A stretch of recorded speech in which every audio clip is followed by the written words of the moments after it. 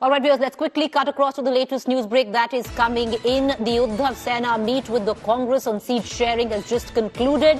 Sanjay Raut, Uddhav Sena UBT faction leader, has come out and said today there were talks about seat sharing.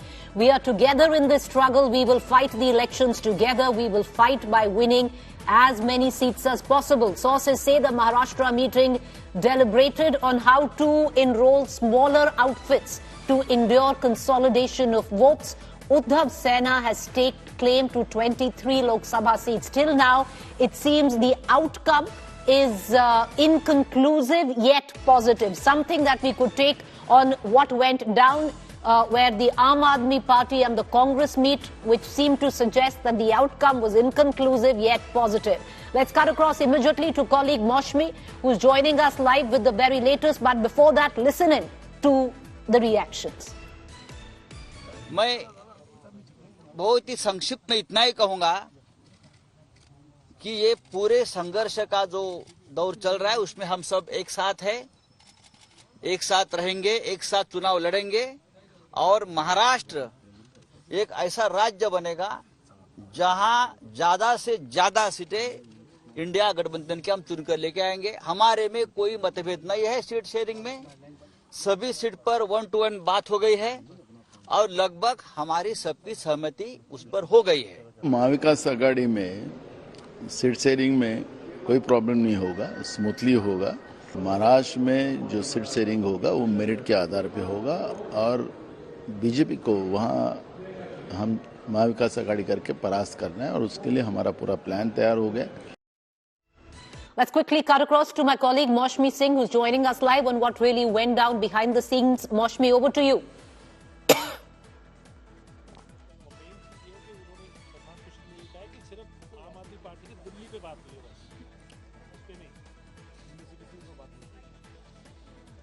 Go on, Preeti, shoot your question. Yeah. Maushmi, just give us details on what went down behind the scenes. Inconclusive yet positive. What does this mean? Right, Preeti, you know, the leaders are tight-lipped on many issues like what is the exact number of seats that you're planning to share, but they were very open about the fact that yes, we are all united, hum saath hai is what Sanjay Raut had to say, and also that India Alliance would back the maximum number of seats. But the two takeaways that I gathered from the meeting: one, Preeti, that they are going to be really accommodative of the smaller outfits like Shetkari Sangathan and Prakash Ambedkar's party, and even perhaps the left could bag one seat, or the left could be accommodated in some manner. The other big takeaway really is that the Shiv Sena UBT is going to get the maximum number of seats. It's going to bag the maximum number of seats, considering its previous performance in the previous Lok Sabha. Because last time round it was the Congress and the NCP that went together, and that's really clear from our sources that the Shiv Sena UBT clearly with its outfit and the organization and past performance would get perhaps more than 15 seats, perhaps 16 or 17, the number could hover around that, and the NCP and the Congress would share equal number of seats, the remaining given to the smaller outfits. You know, Maushmi, give us some details, because the last time around the state units, which include the tall leaders from the Congress party, had dug in their heels like Ashok Chavan and said that nothing doing, no 23 seats. Have the state units taken a back seat now? Is the Congress accommodative of the 23 demand of the Uddhav Sena?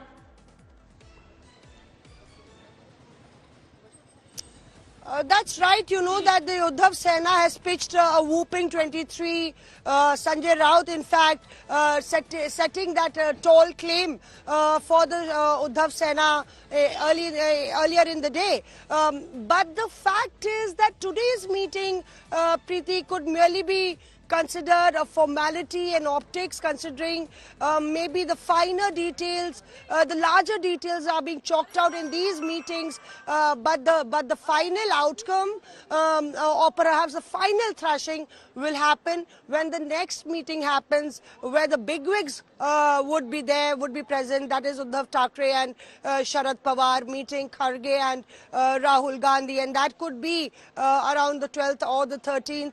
Remember, 14th is the Nyaya Yatra, so it has to be before or after that. And also, the Uttar Pradesh meeting is slotted yet again on the 12th. It's back the record for the shortest meeting. I can tell you that because it just ended in minutes. Ram Gopal Yadav walked out in minutes from Mukul Vasnik's residence. I thought he was marching out in anger. Didn't seem so angry, but didn't seem too pleased about the mention of Mayawati, and said we've already dug in our heels and bitten our fingers last time round when we were with Mayawati and she broke the alliance. So I think Uttar Pradesh is a rough territory that the Congress will yet Mashmi, Uttar Pradesh will be the sticking point. Final question, if you can make it brief. Word has it that the Congress is keen, overtures being sent to Mayawati, Akhilesh Yadav not happy at all.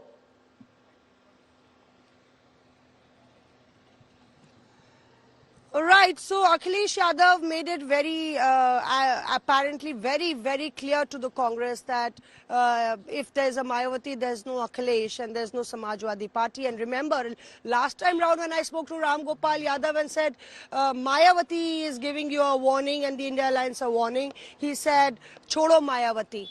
So, Chodo Mayawati ko. So, that was his reaction, a very irritable Ram Gopal Yadav. Of course, the Samajwadi Party knows that the vote transfer from the BSP is not much to the Samajwadi Party when they fight together. So, we will have to really wait and see whether it's a time-buying tactic by either sides. Appreciate you joining us, Moshmi, and you're bang on there, because the last time the BSP fought with the SP, the vote transfer took place, Samajwadi Party to BSP, but it didn't happen the other way around, and that is what has burnt the Samajwadi Party and Akhilesh Yadav. We're going to keep the spotlight on what's going on in terms of the backstage of it all, but more news break coming in. Madhya Pradesh Chief Minister Mohan Yadav will have a series of visits to Bihar. Mohan Yadav will come to Patna on January 18th. Bihar BJP will give a grand welcome to the Chief Minister of Madhya Pradesh. He will participate in the program of Shri Krishna Chetna Vichar Manch. It seems going forward, Madhya Pradesh Chief Minister will be campaigning heavily where the state of Bihar is concerned. And I would reckon, viewers, if you're wondering why the MP Chief Minister is campaigning in Bihar, all you need to do is focus on his last name, which is Yadav. Mohan Yadav will be campaigning in the state of Bihar with a sizable Yadav population in contention to the RJD's Yadav Parivar, which is Lalu Yadav as well as Tejasvi Yadav.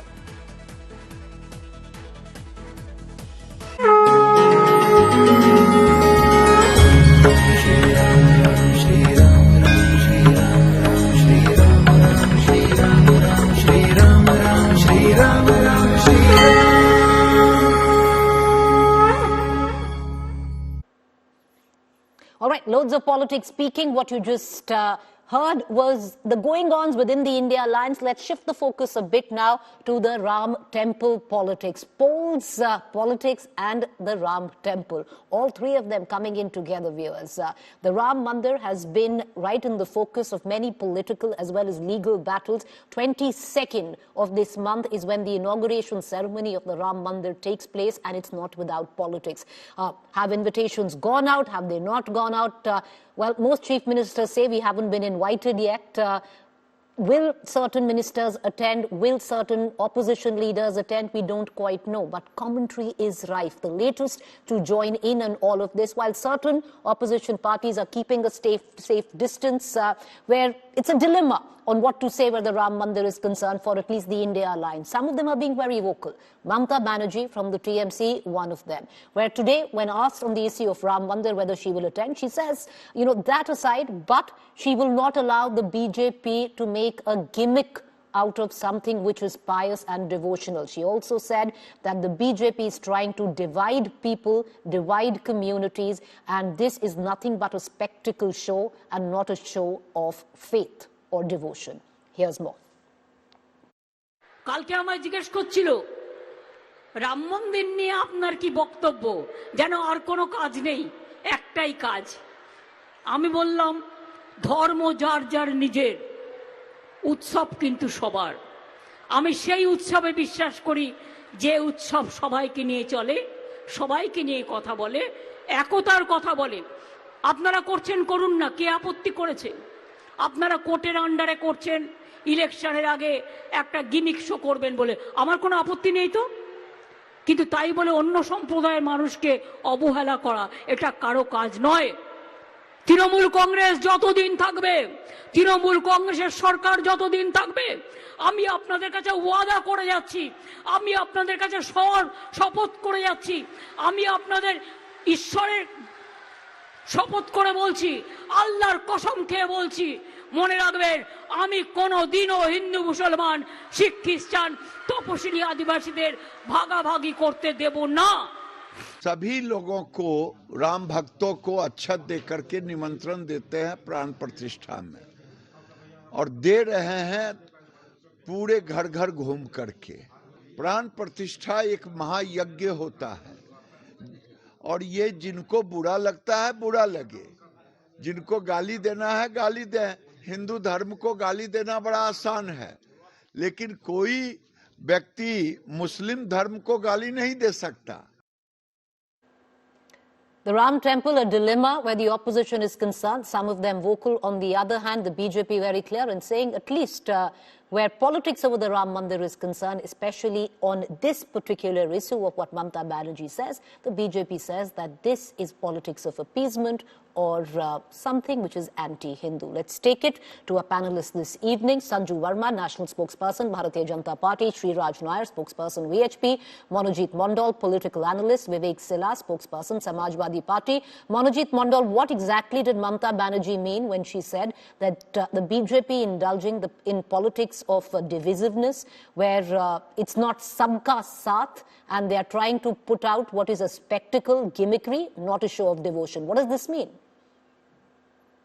No, I think what is quite apparent and what has been happening in this country in the last 8-9 years, that's for all of you to see the kind of language used by the BJP leaders against a particular community, including the Prime Minister. Kapda dekh ke pata chalta hai ye log kaun hai. I'm not even mentioning the name of this person who was quoted saying, Mr. Giriraj Singh. Everyone knows the kind of language that he used. And on top of this, Priti, what was fundamentally wrong was that it was legitimized in the form of a law called CAA. That has never happened in this country. When you are actually, by law, you are excluding a particular community from getting citizenship of this country. Rather, you are also trying in the same vein to drive certain community out of this country on the basis of religion. That has never happened. I mean, this kind of rhetoric has been there since 1980s, and then you had the demolition of Babri. That has been always there. But what is very, very new by this dispensation, this has been legitimized. In the same vein, I think religion has been formally weaponized by these people. When it becomes a kind of state weapon to subjugate and also to particularly oppress a certain class of people, that's where lies the problem. We, the people of India, or even All India Trinamool Congress, does not believe in this kind of divisiveness. For us, in the real sense of the term, sabka saath, sabka vikas, this is not a slogan. In fact, let us know that Lord Rama also stands for justice and equity. These people do not believe. You have seen what happened yesterday in Supreme Court. What happened? They were slapped. The particularly Gujarat government was slapped by the Supreme Court of India for releasing these victims and garlanding them. That is not justice. That is not the philosophy or essence of Lord Rama. BJP does not believe in the real sense of Hinduism. They only believe in a distorted version of Hinduism. All right, Sanjay Verma, please respond. You're being charged by legitimizing majoritarianism in a country which is steeped in democracy.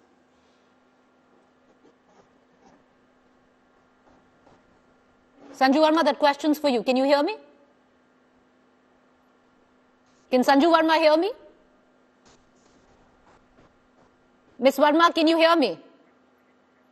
All right, we seem to have lost Sanju Verma. We're going to try and connect to her. But, you know, Monojit Mondal, one would suggest that maybe what is wrong, this has been a part of the manifesto of the Bharatiya Janata Party. It's also something that they have promised, which they are delivering. And why try and drag, you know, the issue of faith, the issue of devotion in the realms of appeasement to a particular majority community. What is wrong if the mandir, which has come through the Supreme Court, is being inaugurated? What's wrong with that? Nothing. I think On what count is it a spectacle? No. Mamta Di has also made it amply clear. There is nothing wrong in it. But when you use that particular religion or the kind of distorted version of religion for oppressing people, I mean, you can't jump in front of the mosque in the name of Ram Janmabhoomi at the same time. What you are doing in Bengal. I mean, you celebrate Lord Rama, you also celebrate Rahim at the same time. But you celebrate Lord Rama and the other day you are creating mayhem in front of a particular mosque or a particular class of people. That's simply not done.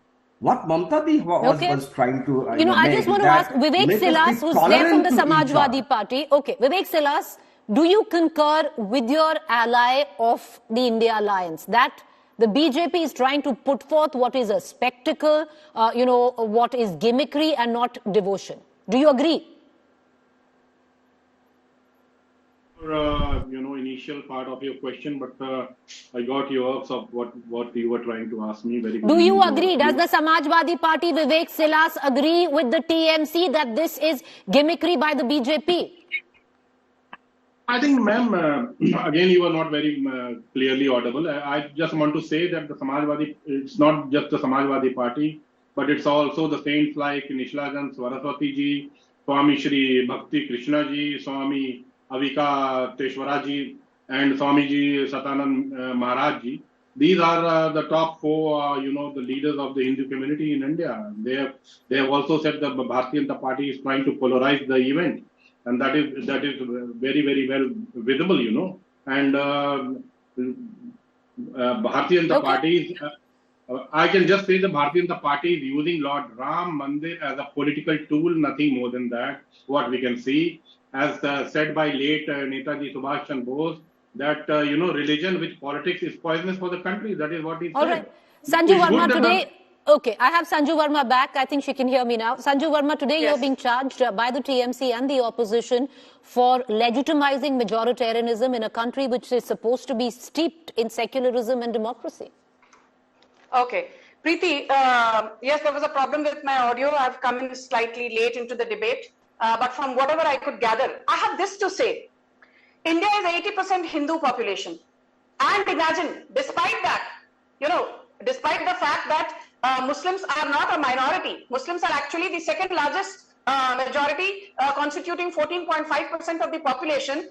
More than 31% of Pradhan Mantri Awas Yojana is allocated to minorities, especially Muslims. More than 33% of Pradhan Mantri Ayushman Bharat Yojana is allocated to minorities, particularly Muslims. More than 36% of Pradhan Mantri Ujjwala Yojana is dedicated to minorities, especially Muslims. More than 37% of Pradhan Mantri Mudra Yojana is dedicated to minorities, particularly Muslims. So the statistics show that, as far as the welfare politics of Narendra Modi government goes, he has never discriminated based on religion, caste, creed, what have you. That is my point number one. My point number two is this. On the one hand, the opposition says BJP is pursuing a majoritarian agenda. And on the other hand, they say that why is BJP trying to appropriate credit for the Bhavya Ram Mandir consecration ceremony on the 22nd of January, which means that the opposition is confused. इसे कहते हैं शादी का लड्डू वाला syndrome. If they give credit to BJP for the Ram Mandir, they are doomed. If they don't give credit to BJP for the Ram Mandir, then also they are doomed because they will be considered as anti-Hindu. My point number three, for those who say that the BJP is conveniently trying to take credit, let me educate them. पढ़ लिख कर आया करिए debate पर. BJP brought the Ram Mandir issue onto the center stage of the Indian political landscape by way of the Palampur resolution way back in 1989. 34 years hence, while it is true that the historic Ram Janmabhoomi Mandir is coming into play thanks to that historic judgment on the 9th of November 2019 by the Supreme Court. But I have this to ask the opposition. Governments came, governments went.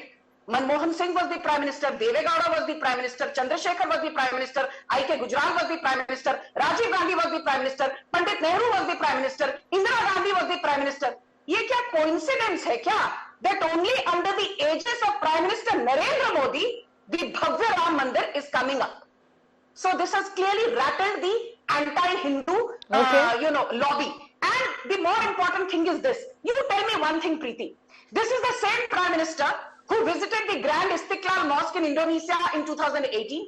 This is the same Prime Minister who was the first Prime Minister in post-independent India to visit a Muslim country like Bahrain in 2019. This is the same Prime Minister who not only visited Israel in 2017, but visited Ramallah, a Muslim-centric place, in 2018. This is the same Prime Minister who also was awarded the Grand Order of the Nile by the Muslim nation of Egypt as recently as June 2023. And this is the same Prime Minister who very unapologetically goes to Ajmer, वहां जाकर ये दरगाह पर चादर चढ़ाते हैं. He goes and very unapologetically visits the Pope at the Vatican, which he did in October 2021. And this is the same Prime Minister who also very unapologetically wears his Hindutva credentials on his sleeves. तो गलत क्या है? मुझे बताओ. आपकी Mamata Banerjee road पर बैठकर नमाज पढ़ती है, तब सब चंगासी.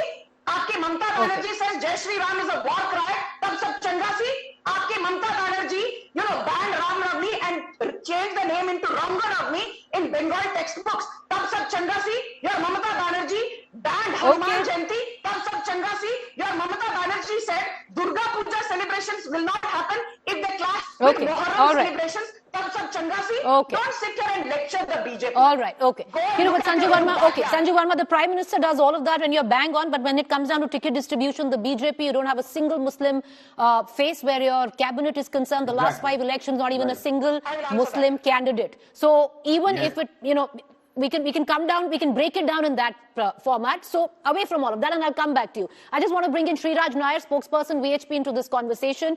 Mr. Nair, Ms. Verma has a plausible point where she's saying that, it's sabka saath, sabka vikas. The awas will go to everyone. That the Prime Minister's scheme do not, look at what religion that person is from, whoever it's benefiting. So there's a fair point in that. But even when you come down to Sriraj Nair, in terms of invitations, invitations have gone to an Alia Bhatt, to an Amitabh Bachchan, to an Akshay Kumar, to Ranveer Singh, not one of the Khans. So there's no representation even in that aspect. That is something which is being pointed out, that maybe this is just a majoritarian festival of sorts. Nothing like that. See, now as Sanju Verma rightly said, Ram Mandir was a part of the parliament, their resolution, and it was there in the successive manifesto. And Madam Mamata Banerjee was a part of the Atal Bihari Vajpayee government. That time she had no issues. Now the problem is, as the date is nearing, all these so-called allies of the dotted parties are tensed. They know that in the forthcoming 2024 elections, because of their repeated anti-Hindu stance, and repeatedly appeasing the minority Muslims, or the so-called the second largest majority Muslims, and abusing Hindus, mocking Hindus, ridicule Hindus, now they are going to be wiped out. So this is a big area of worry. Now the only thing left is to abuse the Prime Minister, or bring some issues with regards to the temple inauguration or the Pran Pratishtha, but nothing is going to work. They are going to be more tense. Post 22nd, we are going to have Lok Sabha election somewhere in April or May. Now the dates are going to be near, and they are going to be wiped out electorally. So nothing is going to work. But These Sriraj people Nair, are absolutely opportunist people. I have a following Mamata question. Banerjee, madam, You no yourself problem say this is bringing the nothing to do government- with, sir, Mr. Nair, you said this is nothing to do with politics. This is about devotion, this is about faith. In the same sequence of events, you've equated two things together. You have equated the inauguration of the Ram Mandir on the 22nd, and in 3 months or 2 months elections, and the opposition will be wiped out. How can you then say one and not stand with the other?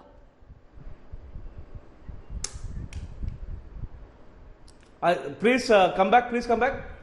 He can't hear it now. Mr. He Nair, can't hear this question. The question is, you have equated, you yourself say devotion, faith has nothing to do with politics. In your statement, you've equated both of them, saying 22nd is Ram Mandir opening, 2 months after this, the entire opposition is wiped out. What's the connection, sir? If there is one, then admit it. Yes, the connection is, these people, this dotted alliance partners of the so-called secular brigade, they roped in the best of the lawyers so that they could ensure that Ram Mandir should never come in existence. They tried their level best to appease Muslims. That So the Ram Mandir, they wrote in the you best admit and best this of is lawyers, political as but well. again the Supreme Court gave So this the is order political in then. favor of Okay, Ram closing Mandir, comments. I'm and now sorry, they I'm are running not out able of to time. digest. We've got some of you much So that later. is the reason But I'm going to give this 1 minute Ram to Manojit Drohis Mandal, are 1 going minute to be to wiped out. Sanju Verma. Hindus have awakened. Hindus But have sir, polarized. you have agreed this is political and that's it. That's fine. As long as there is agreement to that. This is as much to do with religion as it is to do with faith, as it is to do with politics, is what you're saying. Of this country have awakened. Okay, sir, got it. How No long arguments. will make them Manojit second-class Mandal, 30 citizens? seconds, and then I'm going to cut across to Sanju Verma for the same amount of time. Closing comments. Please ask him to Go be ahead, tolerant. Manojit Mandal. I mean, a real Hindu must be tolerant. You learn Hinduism from Ramakrishna Paramahansadev and Swami Vivekananda. When he says that I'm proud to belong to a country that shelters people of all religion and on faith. Incidentally, Narendra Modi, the name Naren comes from the original name of Swami Vivekananda. He was also called Narendra, Swami Vivekananda, and Prime Minister knows this.